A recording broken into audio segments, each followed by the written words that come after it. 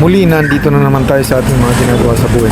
Simple lang naman na kung saan si Mr. Tupsay magkapakain ng alaga niyang kahayupan. Kung tawagin to sa Kabikulan ay kalibo. Sa Katagalugan naman kung tawagin to ay saba. Kaya nakapun siya. Parang sa kumain.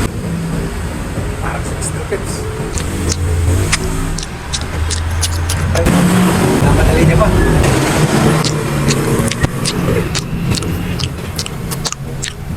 Kinukuha niya pa. Sa ilalim.